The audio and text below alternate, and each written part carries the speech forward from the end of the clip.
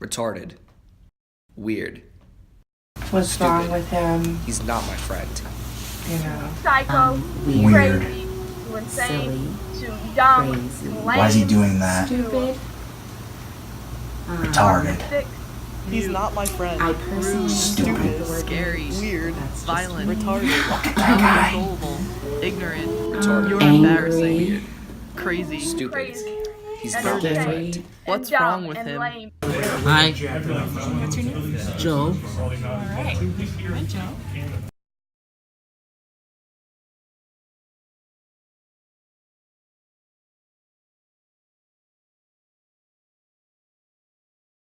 Hello, my name is Bryn Connolly, and for the past year, I have been traveling around New England speaking to people whose lives have been touched by autism spectrum disorder.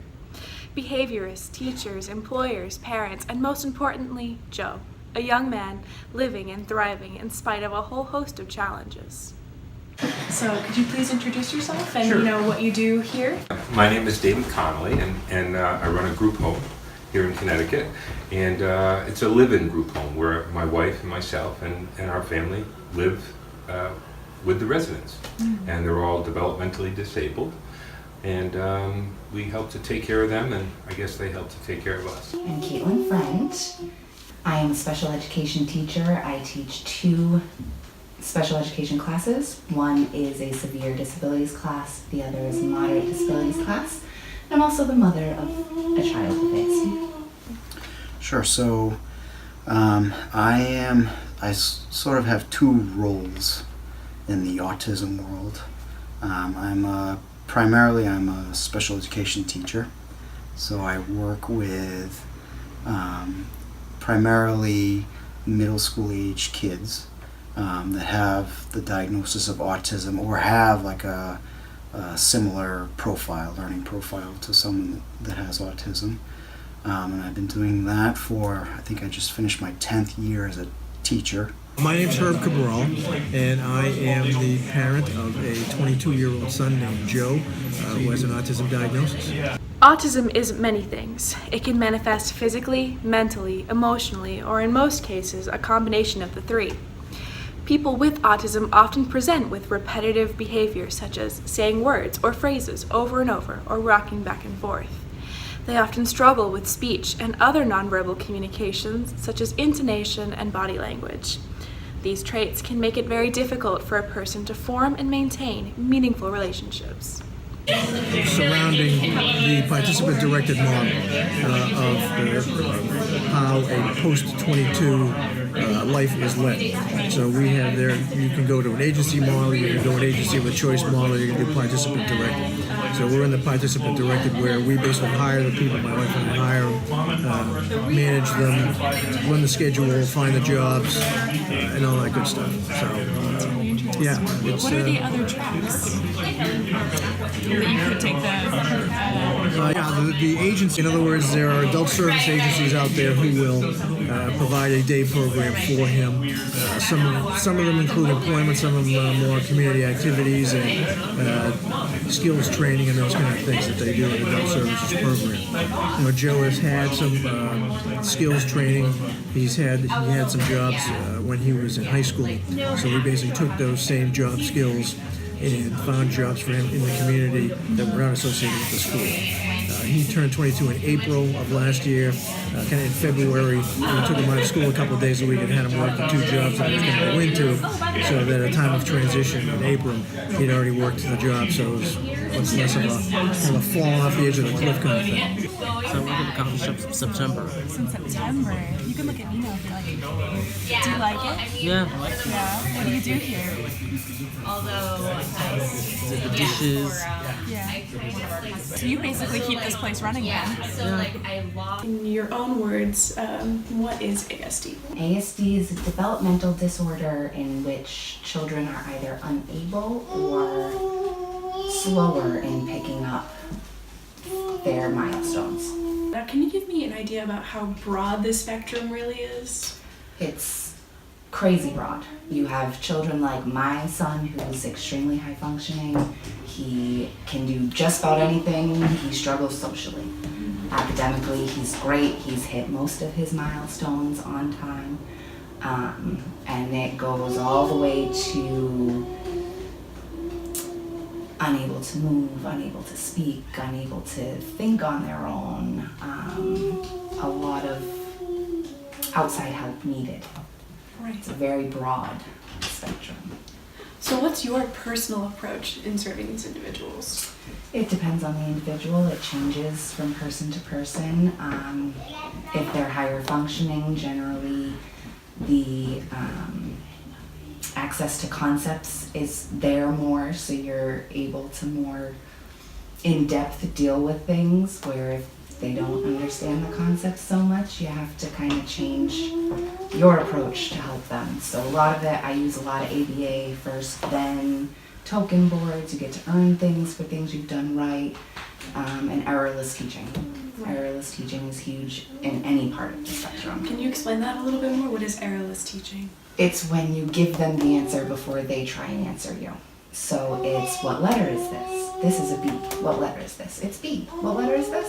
And then they answer you. So they know the answer ahead of time, and then that way they're not so focused on getting it wrong. They're getting it right every time, and it's actually reinforcing the knowledge for them because they're hearing it, seeing it, and saying it themselves. I started off at a private school in Randolph, Massachusetts, called the Boston Akashi School, which is a private, primarily residential school for people with autism. It has a very unique teaching style, and that's how I kind of got started with, in terms of like learning how to write IEPs and things like that, and educational plans. I think that it's very hard to get away from being considered dad here by the residents, and my wife Corinne being considered mom. So that's a role that I guess we appreciate and are honored. I think everybody needs that in their life. I think not only do they appreciate it, the role that it's a family model. This is very much a family model. I think that you can't say enough about how that is for folks who, to be honest with you, when I came into this field, were coming from the institutions, talking 30 years ago. And they hadn't really experienced family. Their experience with Corinne and I was family. And it, on a lot of levels, blew their mind. They didn't know how to take it, didn't know how to react to it. So they had to learn what that was too. And we had to learn what it was to not have that. So it was a pretty mutual thing. I think it's real important to be about community, and be about family.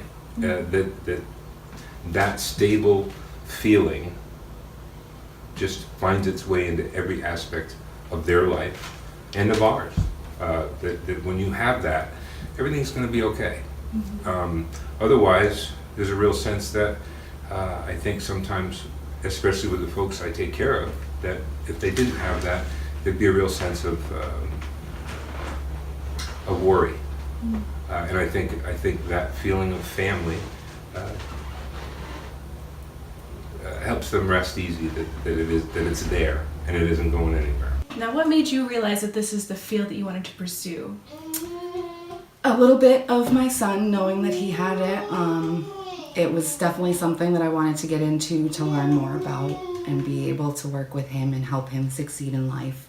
But I also spent some time working at a residential treatment program for deaf children, who a majority of them were on the spectrum, and I was just a residential child care worker. I wasn't a teacher or anything like that, and just fell in love with the thing. I like to hang out with kids too, so especially kids that have autism, because I find them to be so fascinating and pure and good-hearted, and they're people that have so much potential, and they just need, I think, someone to help them reach that potential, meet that potential. And so that's kind of, I would say that's like across all those things, that's sort of how I view my purpose, my job is to help kids with autism find their potential.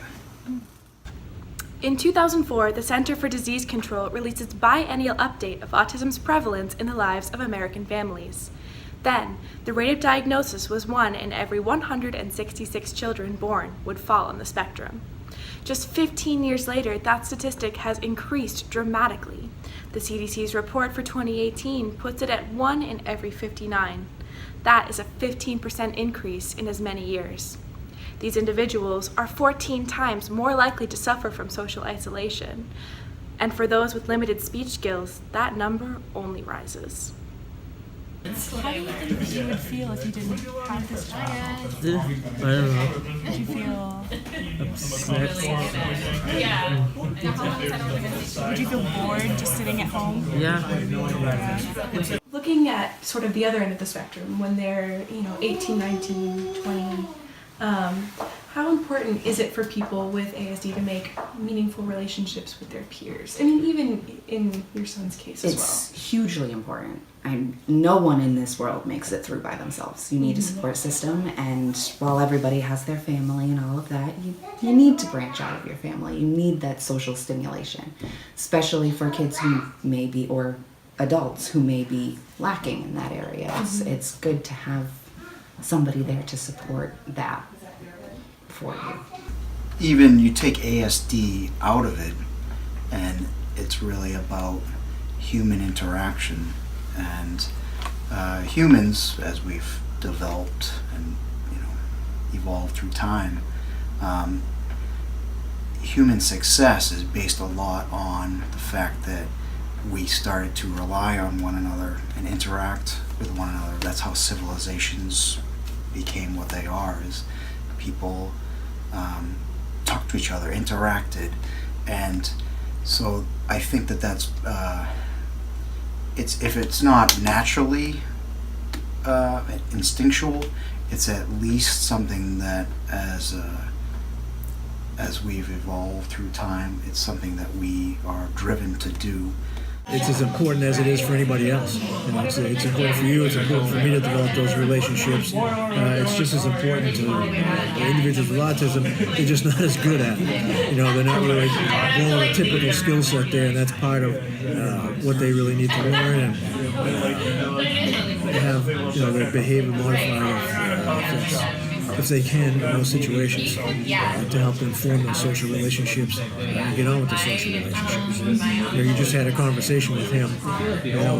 Probably 2 or 3 years ago, he may not have been really capable of sustaining that kind of longer-term conversation. But I think that the work situations, you get talking to somebody at work, folks that take them out into the community for the community activities, when they're riding along, it's just natural to have social interaction and conversation.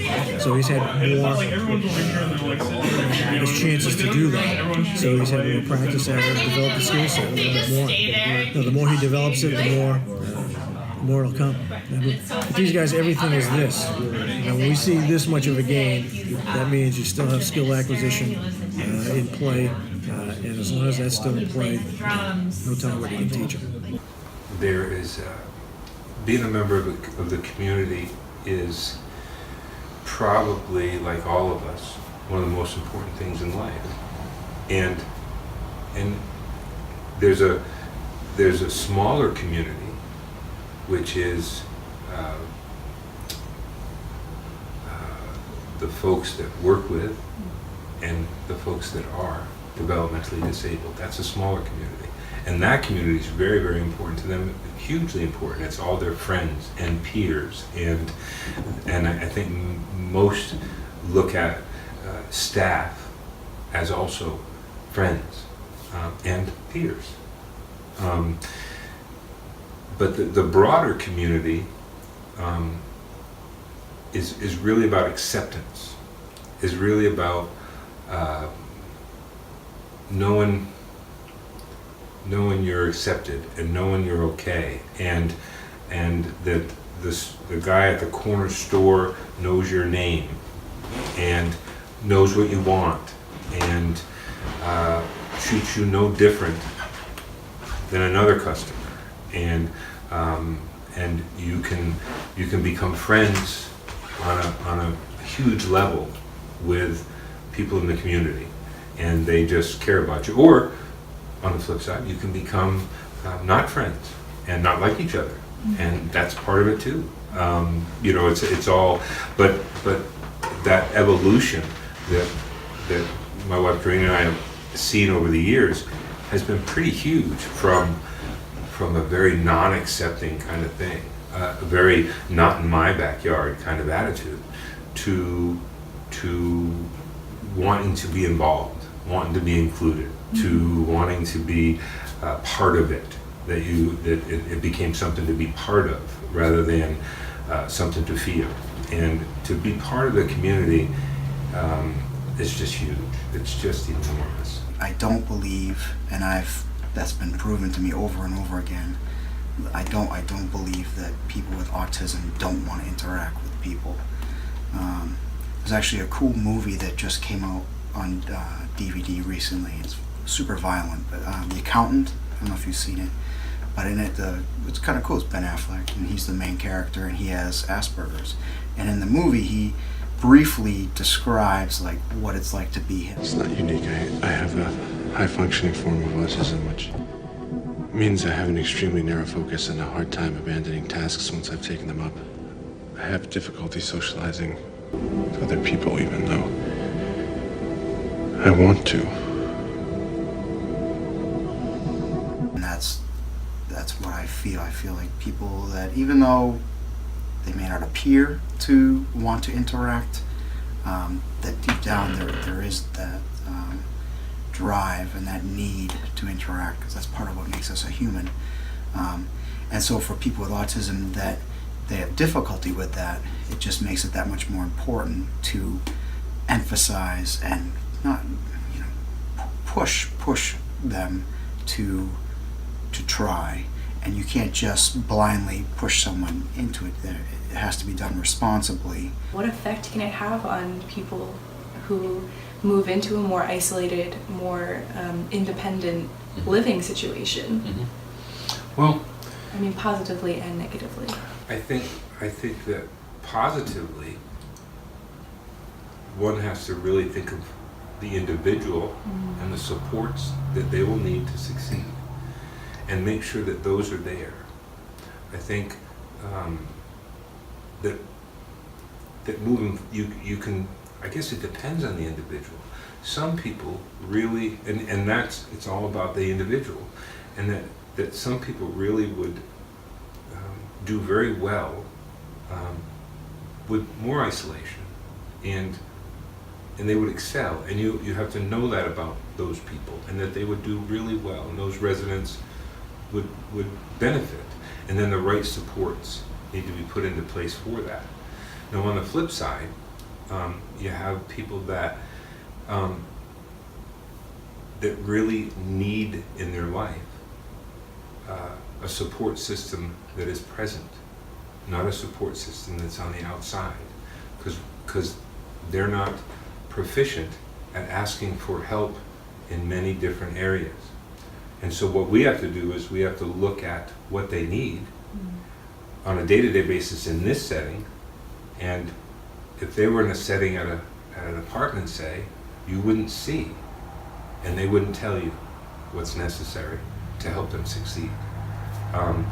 And quite honestly, some of the things that I've seen over the years is everything kind of, all the structure that's been put, that's they have in their life starts to go away, and you start seeing, yes, you see a lot of regression. You see simple things like hygiene and the proper food in the house, and different things that they start to wane, go away, and that there becomes this huge effect on everything about them, their health, their how they're accepted in the community.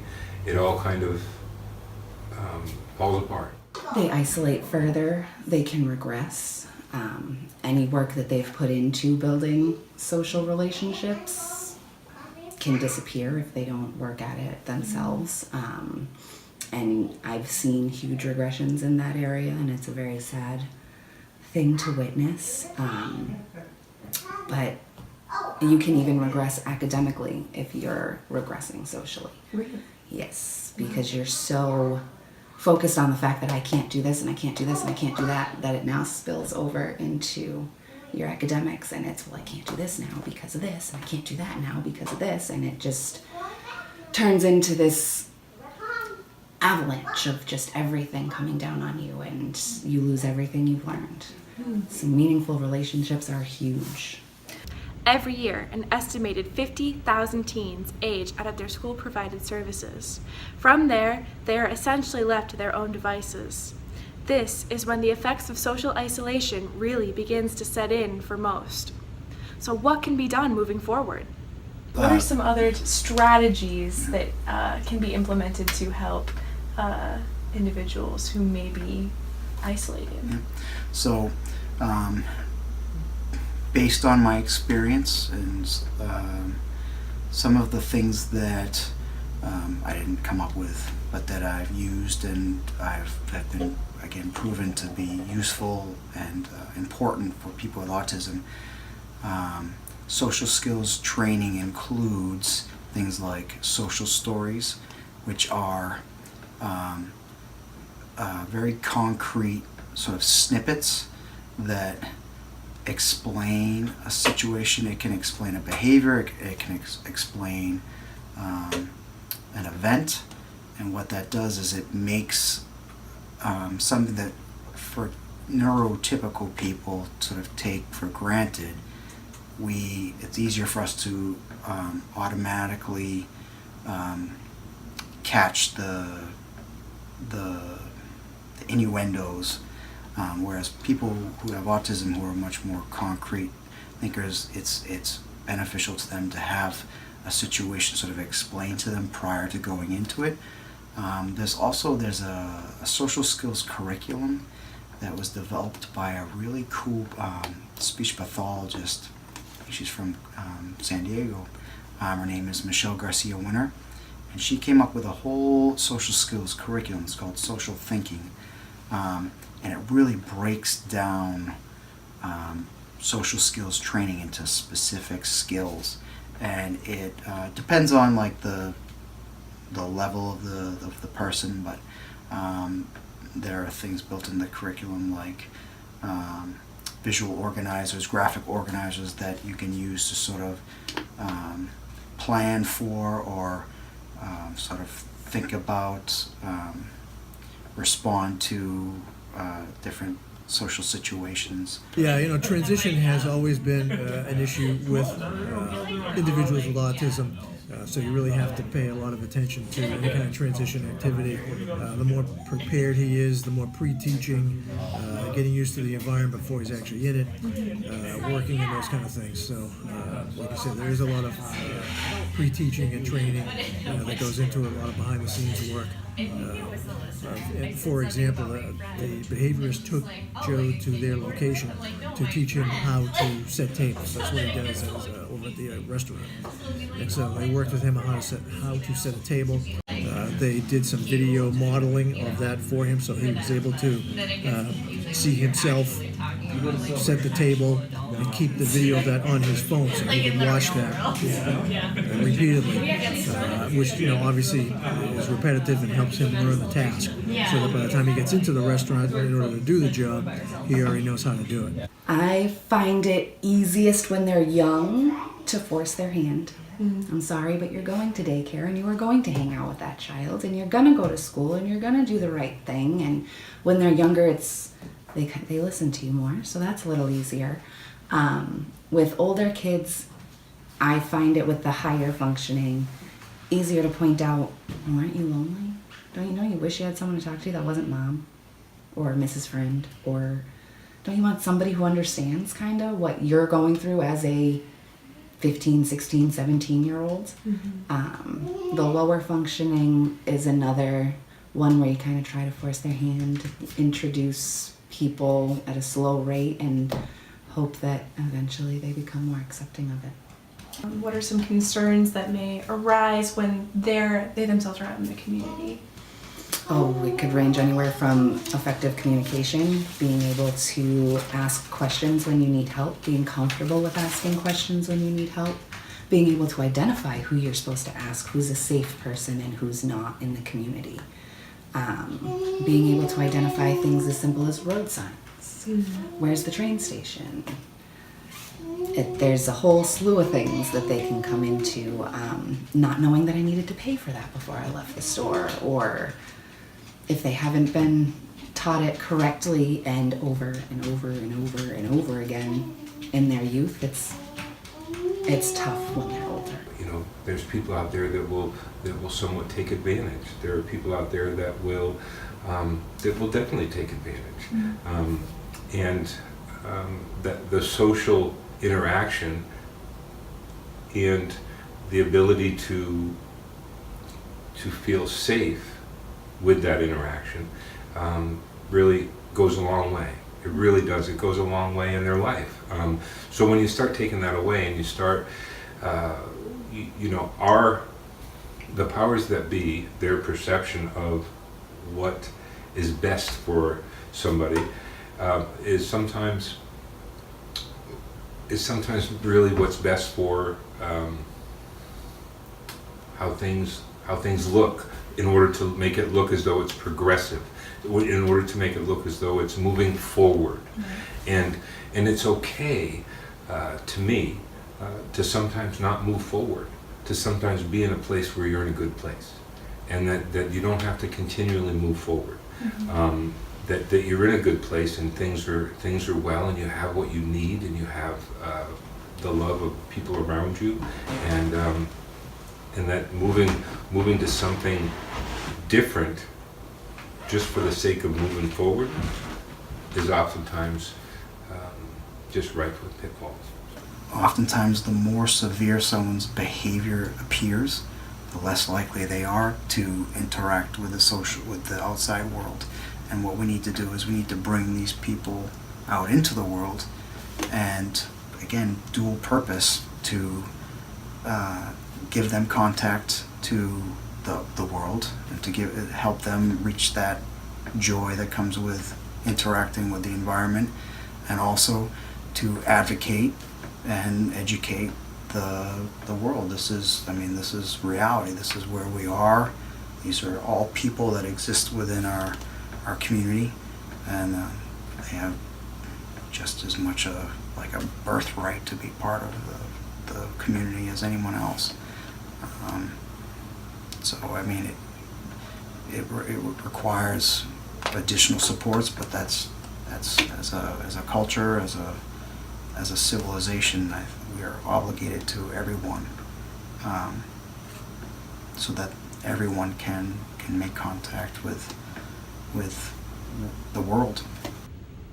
Certainly, many improvements have been made to better the lives of people with autism, but there is no doubt that services for those beyond 22 are severely lacking. And as this spike in population matures out of school, there needs to be the right supports put in place to accommodate them.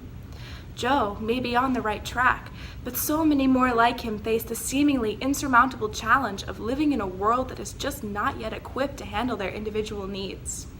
Only time will tell what will come of this significant portion of our communities, but I'll leave you with this thought to think on. A chain is only as strong as its weakest link. In order for us to move forward as a society, shouldn't we be looking out for the ones who need it most? That's all for now. Thank you for watching.